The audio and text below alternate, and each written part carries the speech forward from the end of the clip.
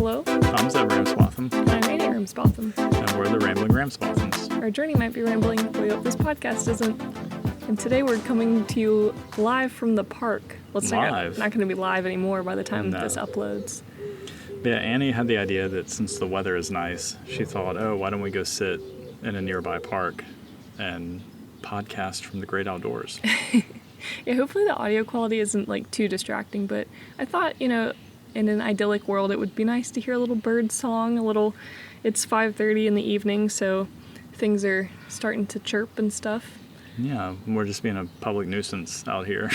So, The park is not really very used, so it's kind of nice. Yeah, this one, it's a nice park, but it doesn't really have a lot of equipment. And I don't know if maybe there aren't a lot of families that live in this area, but the park near my high school that I walk by every day is usually slammed. Well, that one has a better playground. I guess, but this one's got that thing over there. That thing over there is, the listener can't see it, but it looks like it's seen much better days. Yeah. I also suspect there are some folks here playing Pokemon Go. We just saw a couple of young people walk through. Couple of young people. You sound like an old They had their man. phones out. Oh my gosh. No, it made me envious, though. I wish I was playing Pokemon Go. I should install it on my phone. Maybe that'll be one of my regrets when we leave Japan. That you didn't play Pokemon Go enough? Yeah. Wow. Well, today we're going to be talking about hydrangeas, Zeb's biggest bike ride yet. We finally got to meet his next jet his successor, and anime day at school. So first I wanted to talk about, before we get into your big bike ride plan, we had some early morning rides today of a smaller distance. Yeah. Do you want to talk about why you got up at 4:30 in the morning? Sure. So it is finally getting to the point in the year where it's getting pretty warm in the afternoon, and the humidity is definitely increasing. So this is the time of the year where there's this local group, and a lot of the guys are actually on the team that I'm on now. And I did it some last year, but they meet in the local kind of lagoon area. And it's just a morning training ride where we go start out. at 5 a.m., right? 5:30. So it starts really early, so that's why I have to wake up at 4:30, and it takes me about 20 minutes to ride to where the ride starts. So I have to get up early and then kind of hustle out of the house But to go ride. shockingly, the sun is already fully out at 4:30. Yeah, when I wake up at 4:30, it doesn't feel that. It feels weird because I have to go to bed so early the night before. Yeah. But it doesn't feel weird because it's daytime. I know. I also woke up. I usually don't wake up that early, and I woke up and I was like, I'm going to go on my own little solo bike ride. But it didn't really, when you get up before dawn and then when you're on your bike, the sun is rising and you kind of feel oh, I'm out before the sun, and the air smells crisper. That doesn't happen in Japan in the summer because you have to start riding at 3 a.m. You have to start riding super early, and the humidity hangs around. Usually... It does in the summer, yeah. Yeah, usually it kind of goes away at night, but here in Japan, it's still humid really early in the morning. But it's nice. I like the group ride because it's one of the few race rides in the area. And if you're not a cyclist, a race ride is essentially a group ride where you try hard. Yeah, you try and drop each other, and there's a point that you sprint for at the very end. So it's essentially a nice training ride because it's a little race simulation. And that's another reason they do it so early in the morning, so there's not traffic. Yeah. Because the world is still mostly asleep really early in the morning, even though the sun's up. So when you get out, there aren't really cars, so that feels really good. So yeah, it's just fun to go out there and do some fake racing. Well, it's also nice because I won. So. Wow. Let it be known. Yeah. Well, while you were out there getting after it, I guess, I was doing the complete opposite kind of bike ride. And I just went and tooled around a bit. Yeah, because there's You were getting dressed to leave and you were wearing... a t-shirt and shorts. Yeah, I was like, where are you going? Yeah, I didn't get on a cycling kit because I purposefully wanted to walk around. So there's a temple that is known for having hydrangeas in the summer, I guess in June when it's hydrangea season, right after the rainy time is over. And right around now is when they're all supposed to be blooming. So I was like, I'm going to bike over to the hydrangea temple, walk around, take some pictures, and then on my way back, I'm going to bike through downtown Kanazawa, maybe stop at a bakery, which I did. And I just didn't want to have, like, my cloppy shoes on or my kit, you know, because it was a more casual, just early exploration kind of ride. Yeah, we need some of those cool Adidas that have Somewhat. the SPD cleats in the bottom. I don't think that's just Adidas. Yeah, but Adidas makes the ones that look like they're Samba shoes, but they have the recessed cleat, so they just look like everyday shoes. I think a lot of so shoes you can do that. stealthily. I wouldn't say a lot of shoes do that. Well, I don't have any, so I was in my just sneakers, but it Yeah. was nice. I mean, it was fun to be able to just kind of put the bike up and walk around places. And I did see some hydrangea, and then I also went by Utatsuyama Park, which is just outside downtown Kanazawa. They have a bunch of cherry blossoms in the spring, but right now they had this whole garden, which I've never even gone into because it never, like, I didn't think anything was growing, but I guess I never saw it during season because it was a ton of irises, like a whole field of them, and they were really pretty, so I stopped and took pictures of that too. It's very nice. And then because nothing opens in the morning, there wasn't really an opportunity to, like, hang out at a cafe or anything like that. We talk about this frequently, but that's still one of my greatest gripes with Japan is that even if you're up early, unless you can go to a convenience store because they're open 24/7. Well, yeah. But sometimes, if you're Just up want, like, early, a cozy cafe time. I want to stop and get a nice espresso or something at a cafe. Well, if that's your only gripe, that's pretty good. But This is one of my biggest gripes. I don't know if I say it's my only gripe, but well, still. So I did wait all the way until 9 a.m., which I was out. I mean, I putzed around for long enough that it was only 8:30 when I decided to wait for this. But 9 was as early. I think there was one other bakery that was open at the time, and it was on the other side of town, so I waited like 20 minutes for the other one to open. I'm surprised it even opened at 9. I was too. That's why I went. Yeah, it was. And they had Interesting. muffins, and Well, you say muffin. It's a muffin-shaped object. really it was like a cupcake, but it was a steamed bread. So it was not really cake-like at all, not really muffin-like. Yeah, we need to look into that. I don't know why steamed bread is so popular.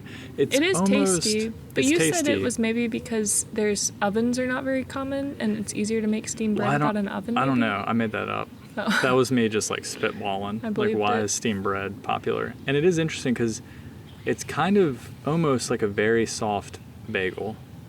You know, like bagels are like have a Yeah. chewier I texture. guess So 'cause they're steamed bread, boiled. has a chewier texture, but soft. And these were filled with custard cream on the inside. Yeah, that was really nice actually. So I bought 3, and I only ate half of each. Took a lot of willpower, and I saved the other half for Yeah, Zep. but then she was saying that maybe she bought an extra and then ate it without sharing it with me. I So didn't. I said I could have, and I look think how there nice I could have been am. a 4th muffin. There wasn't. And I only saw 3 halves. So Mm-hmm. Well, so that was today's morning bike rides, but this weekend you're gonna do a big boy bike ride. yeah, on Friday. Yeah, do you wanna share a little about that? I guess so. It's one of those things that it feels, I think I've gotten better at this, but I think we both do this. Oh. That sometimes I don't think we like sharing stuff if we are worried it might not go as planned. Yeah. Like when we talked about moving to Japan and then we talked about moving to the Netherlands. Yeah. We I kind of think knew that's about natural. those things for a pretty long time and we just didn't share it. So this bike ride is kind of like that. So it feels weird to talk about it because also part of me is like, well, what if I talk about it and then it doesn't go well? Yeah. Like, will I I sound think it dumb? would still be a good story. So basically, I'm going to try and ride 500 kilometers in one day. And for the fellow Americans out there, that's like 310 miles, I think. It's a long way. It's from Yeah. coast to coast, so it's from the Sea of Japan to the Pacific Ocean across like the main Honshu Island. Yeah, so this idea kind of started forming, I guess, in fall of the first year that we moved to Japan. Really? Yeah. Yeah. Well, the idea to not necessarily to ride coast to coast, but to do a 500 kilometer ride. Why 500 kilometers? I thought you just wanted to do coast to coast. No, originally it was 500 kilometers. So actually Why? the very first route I looked at is I could ride to Lake Biwa, around Lake Biwa, and then home. and that's almost exactly 500 kilometers. Was that just like a nice even number, or like why 500 kilometers though? It's kind of like a pretty serious distance that seems attainable. So the longest... It's kind of like a long way. Yeah, but... so realistically, also 200 miles is a long way. Yeah. But I think 300 miles is a long way. That seems daunting. And so the longest ride I've ever done before was almost 300 kilometers. Mm-hmm. So it was like 180 miles or something. So I needed to do something that was significantly harder than that. Like if I went and just did 400 kilometers, that wouldn't really feel that good because I've done 300 before. So if I just tack on an extra 100. What's an extra 100 kilometers? Yeah, that doesn't seem that interesting. I guess so. And then I started thinking about, okay, so then there are like rides that are called brevets that are kind of the randonneering long distance rides. So those start getting pretty serious around 300 kilometers. I think one category is 400 kilometers. And those are pretty popular in Japan, actually. Yeah. And then there's a big... there's like a big distance that's 600 kilometers. That's like the really big step up. Yeah. 600 seemed like a little bit too daunting. Yeah, that's a pretty big jump. Yeah, and then also a lot of the routes I looked at to reach 600, I would need to like add in some weird distance somewhere. Yeah. And also 600, I think I could do in 24 hours, but that would be like no sleep 24 hours. Yeah. And it's I wanted... a little dumb. I don't know if it's dumb, but I wanted to do a distance that I could do within a 24-hour span of time. Yeah. So my plan is I'm going to wake up at like midnight. So on Thursday when I get home from work, I'm basically going to eat and then go lay in bed and see if I can get some sleep. And then I'm going to have an alarm set for midnight. I'm going to wake up at midnight and then I guess get on my bike at like 1 a.m. Yeah. And I'm going to follow, kind of. I'm going to hopefully sleep in a bit and then drive. So I don't know if you mentioned this already, but you're going to go from Uchinada, from the base of the Noto Peninsula, to Wakayama, which is another peninsula. Yeah, so I've actually peninsula.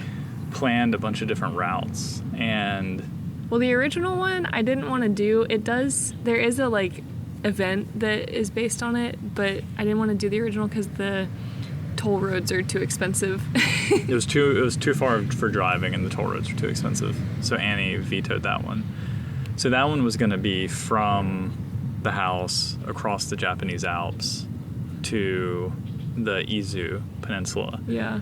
And the Izu Peninsula is like the little thing that sticks out southwest of Tokyo. Yeah, like down below Yokohama. And I think that's why it's more expensive, because it's kind of a popular place to go to escape Tokyo, and like there are some like higher end places to vacation there. So the hotels were more expensive, and the toll roads to get to that part of Japan are a little more expensive. Not that it's going to be cheap to drive to Wakayama, because it's going to be like a 6.5, 7 hour drive for me.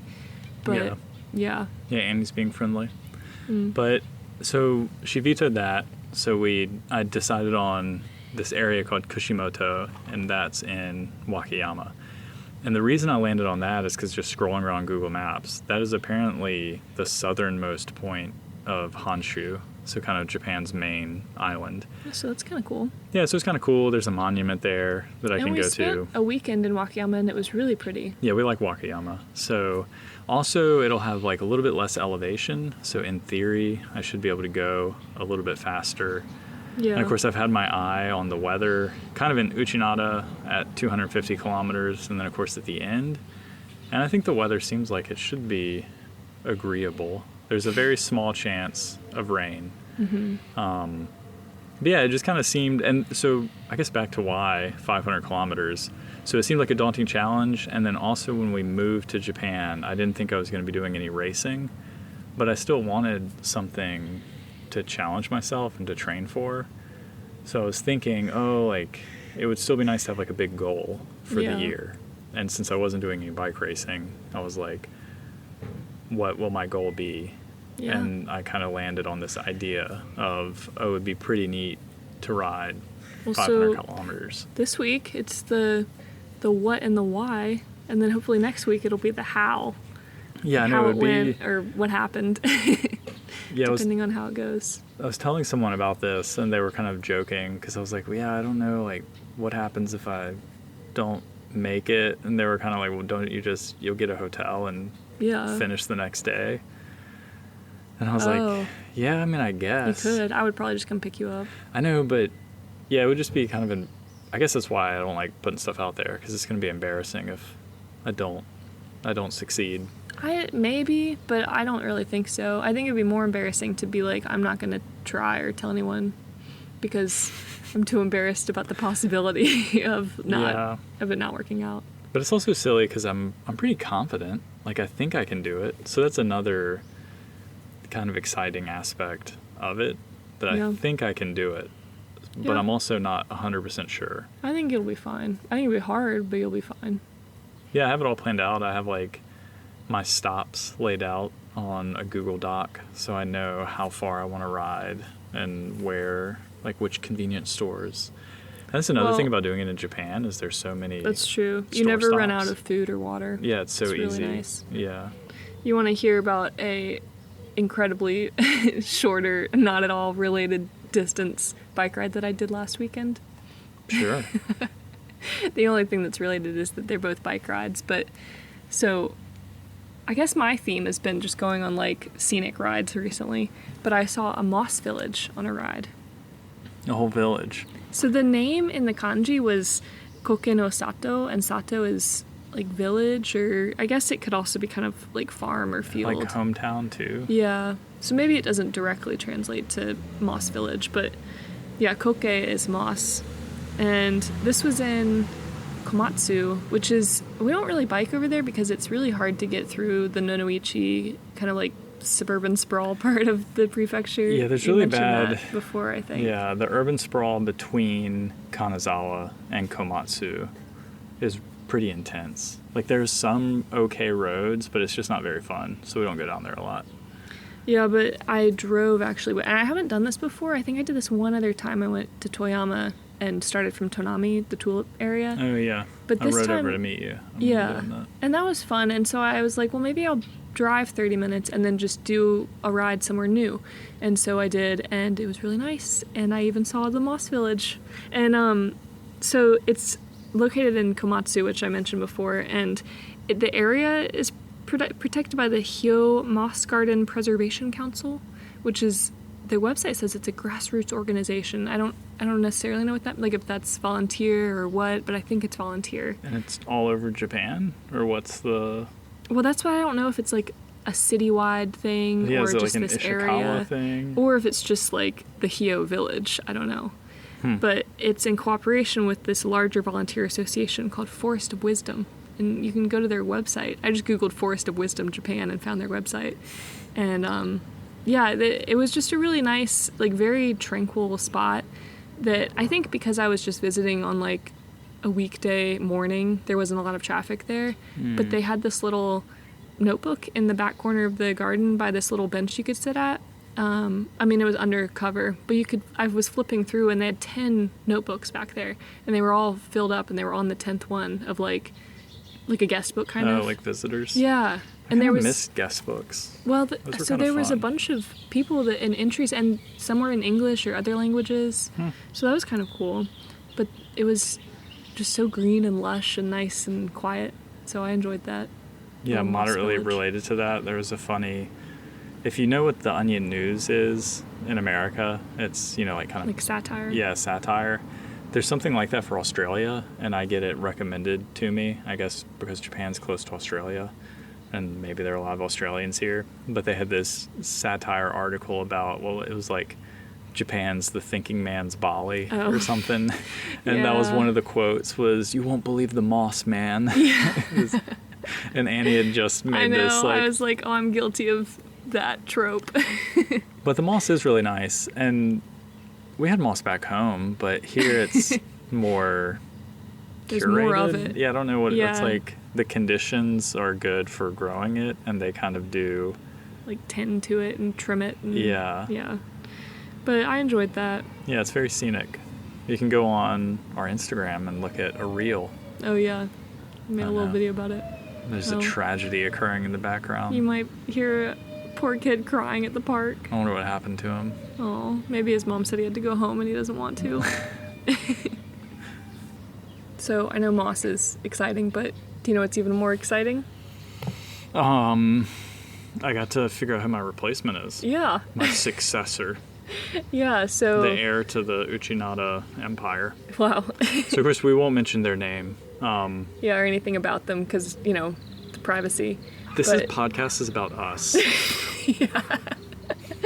But they finally reached out, or you got to reach out to them, and so that Yes. was exciting to finally know. Yeah, it was nice because I was at work on Friday, and I actually wasn't supposed to be there because it's normally the day I go to Chuo, but they've been having like exams and sports days and stuff, so they haven't needed me. So I was at work, and my supervisor came to me and was like, "Oh, here's this packet of information," and it was about who's going to be replacing me. So it had their contact information and everything. So I sent him an email and let him know, to start asking questions. And then I've been working on a little Google Doc guide. I say little, but now it's like kind 10 of pages long. Goes on and on. Yeah, it's probably excessive and maybe a little too much, but I don't know. I feel like because they don't have to read it or reply to it, as much as you want to put in there, it can only be helpful. I mean, maybe it's awkward, but also we're leaving and we don't really, if it's weird, they can just ignore it and delete the email. But they seem to be pretty, like, open to receiving anything you want to tell them.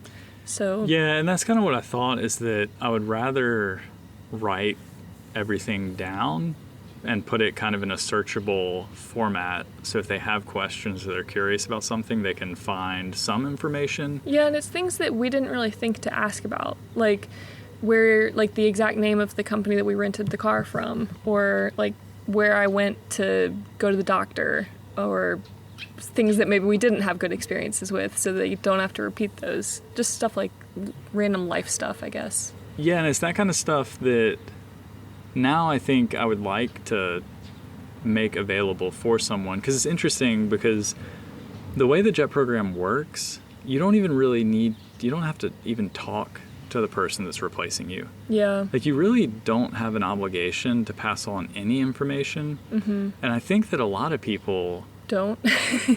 so either they don't, or they pass on some pretty like cursory, like superficial information. They probably think like, oh, the supervisor will handle it. They'll be trained. I'm leaving. They're coming in. It'll be fine. But it seems like everybody thinks somebody else is going to give the information. That's why I wanted to write it down. And also it's interesting that everyone thinks that, because certainly the ALT would remember, hopefully they would remember when they arrived and they weren't told anything. And maybe some people have the attitude of like, well, I had to figure it all out, so Yeah, maybe. you need to figure it out. And I do understand there's an element of fun in Yeah. kind of like what we talked about before. Maybe this was all overkill. Yeah, there's like an element of fun in figuring out your own situation. Yeah. But then there are some things that Yeah, I like think, if you know where the best pizza restaurant is, why not tell everybody? or Like, like a really affordable dentist that you can go to, Yeah, and that's it's better super than easy. my example. And you can get your teeth cleaned twice a year. Mm-hmm. Like, maybe you didn't even think about, the dentist. or stuff like you should get your international driver's license converted as soon as you get here, and don't wait until it expires like us. Yeah, we did good though. with Kind us. of. So yeah, like a lot of information like that. But yeah, it's been fun I getting guess to if talk to you're them. like a jet listening and you are waiting to hear from your predecessor, that would be a stressful thing, I think. Because there was somebody who'd reached out to you over email and they still haven't heard from their predecessor. They Yeah. still haven't heard from the person who's currently the jet, and they're the replacement. And they were kind of like, I don't know what to expect. They haven't reached out. Yeah, but admittedly, I kind of get it. One, Mm-hmm. because they're probably in the same boat that I'm in, that they literally just received the person's information on Yeah. Friday, and it's only Tuesday right now. Oh, yeah. Yeah, that's like no time. Yeah, that's like no time to like reach out and establish communication. Yeah. I just have a lot of time to kill at work. Mm-hmm. And so I was like, well, I might as well reach out now so they can start asking questions. And that was kind of my main thought, was I'm going to send them an email so they can go ahead and start asking questions.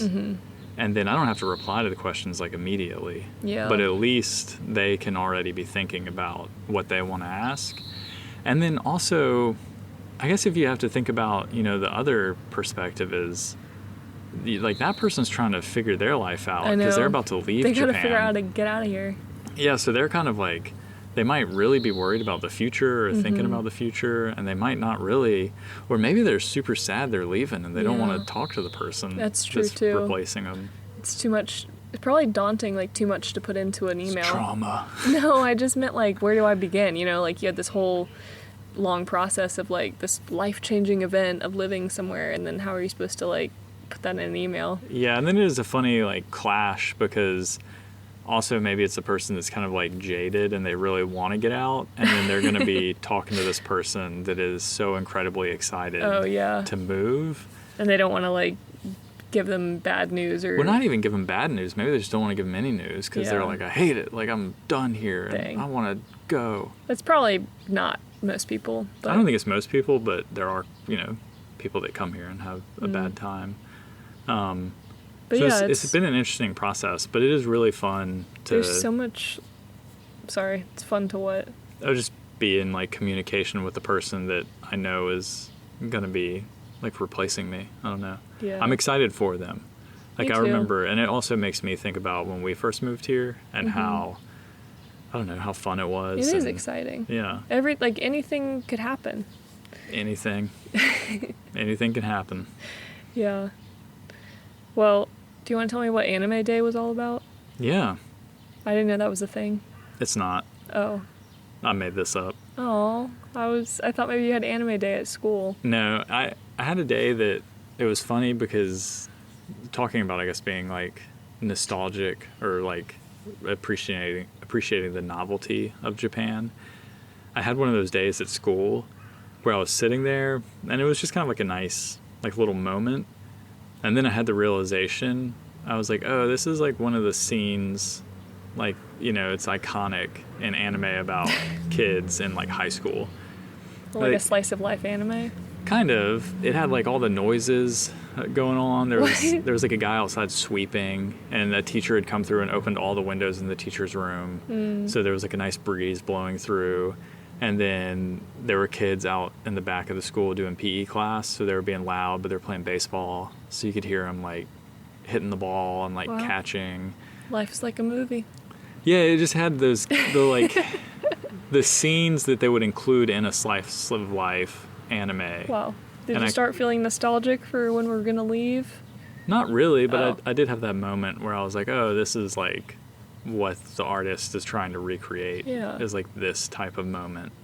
So it was just, I was like, oh, it's just like one of my Japanese animes. I mean, I know that it's not supposed to like, I know you're not supposed to come to Japan and be like, oh, it's going to be just like the anime, because usually it's not, but there are times when you're like, wow, this is just like that anime movie.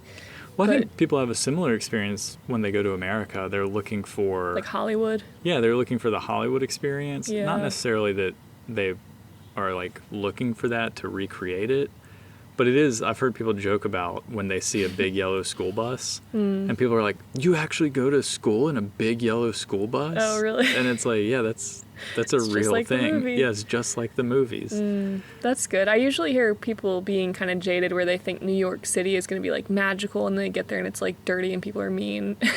Maybe, yeah. But yeah. But it is funny being in Japan, and if you're a fan of Japanese pop culture and media, you will have these moments where you're like, oh, that's what this scene is based on. Or I had that when I came out of the grocery store last week. There were these huge, like, fluffy white clouds, and the sky was so blue, and it looked like a drawing, or it looked like, you know, a cartoon with these, like, comically fluffy clouds and bright blue sky.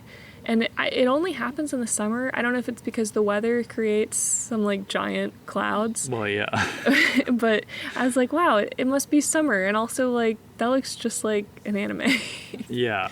So it was just kind of like that at school. Just kind of had this little moment where I'm like, oh, yeah, this is kind of very, like, a little touching moment. Touching moment. I thought you were going to tell me about anime, like some kind of fun theme day.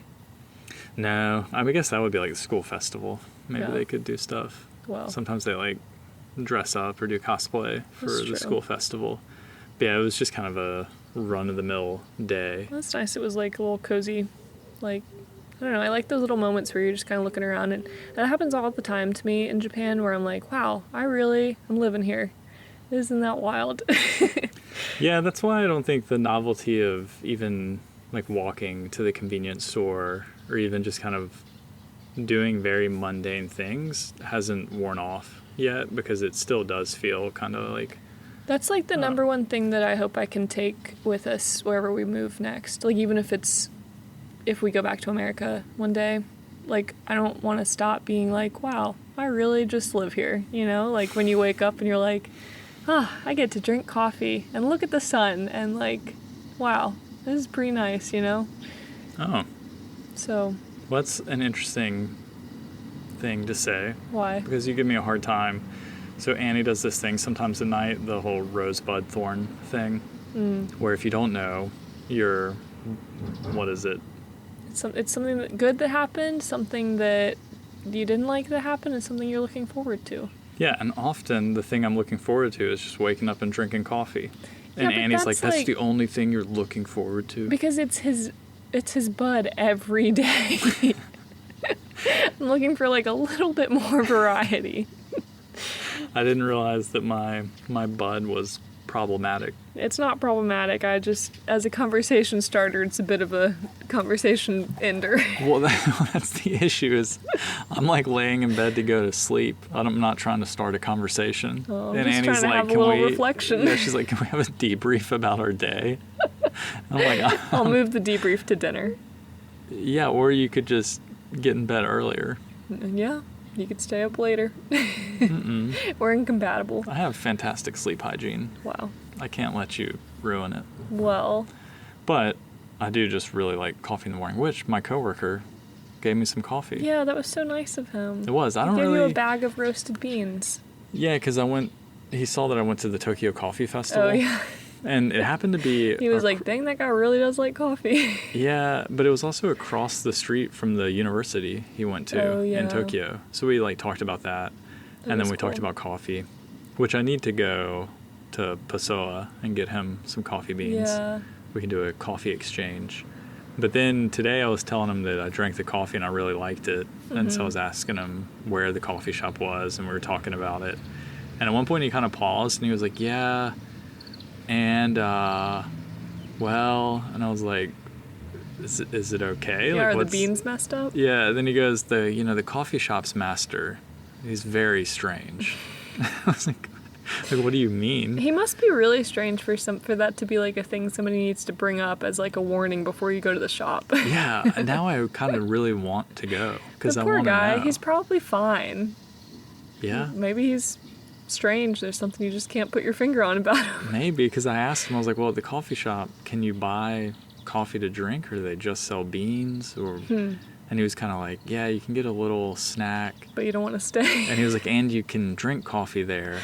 And I was like, oh, maybe I'll go. And he was like, yeah, and you can enjoy seeing the strange master. I was like, okay. But now I like want to go. Yeah, the poor guy. Because now I want to know what's wrong about this guy. Probably nothing. Yeah, he's probably just a totally normal He guy. makes some good beans, though. Nah, Annie liked his beans. Yeah. Well. Do you have a word of the week? I do. Do you want me to go first? No, I can go first. Okay. Today. Well, what's your word? So my first word is made up. It's hokuren. What? Why are you bringing a made-up word to this? Because I think it still can be included. I think Okay. words can be imaginary. Okay, what's Hokuren? It's the name of the group that I ride with on Tuesdays. Oh, well, you Because- didn't make it up. No. Oh, The group takes place in the Kahokugata. It's like the lagoon. So they took Hoku, I guess also for like Hokuriku maybe, and then Ren, like Renshu to like practice. And so it's Hoku Ren. And so they put it together, and that's what they call their little Tuesday morning meetup. It's the Hokuren. And they even have jerseys. wow. You should get a jersey. Well, I thought about buying it. They messaged in the group chat last year about the kit, and I thought about buying it. It actually looks pretty nice, and it is cool because down the back there's like a stripe and it says like Hokuren, and it does make you feel like, you know, you're part of the, because Wow, everyone else you're such an wears old man. it. I get up for the early morning club. Yeah, go out there and win.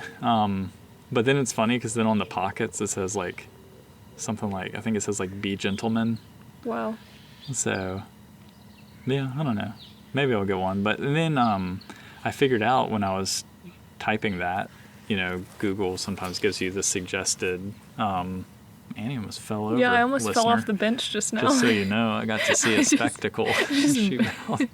Scooted back, and you would have heard my a giant splat. My bench wasn't. There was no more bench behind me. That was pretty funny. Anyway. But my secondary real word is hoku hoku, which apparently means heartwarming.